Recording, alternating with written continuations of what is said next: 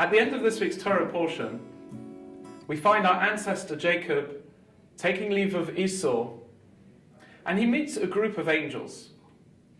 And the Torah tells us, Vayikro Shem HaMokim Hahu Machanoim, and he calls that place Machanoim, which Rashi, one of our foremost commentators, notes is in the plural.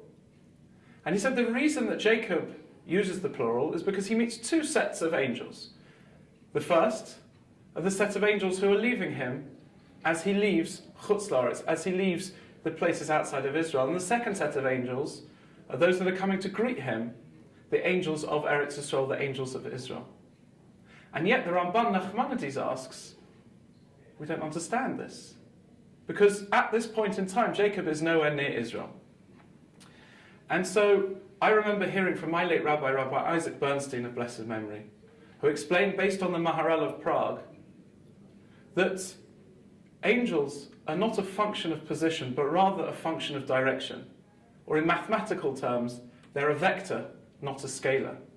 And at this point, when Jacob leaves Esau, his focus is on going towards Israel, and so the angels who are going to accompany him are the angels of Israel. And from this we learn that the way God judges us is not on our position where we are, but where we're going, where are we headed.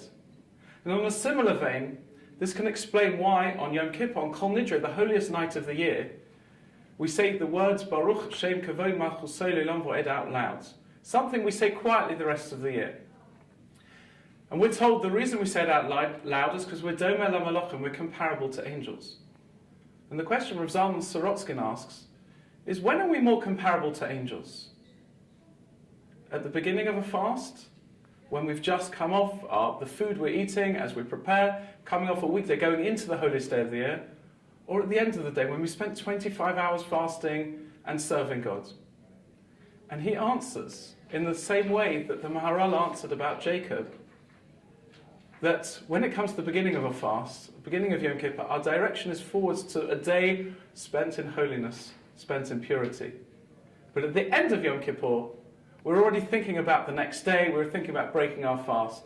And again, it fits the theme that we are judged on our direction, where are we headed, and not on our position, where we are.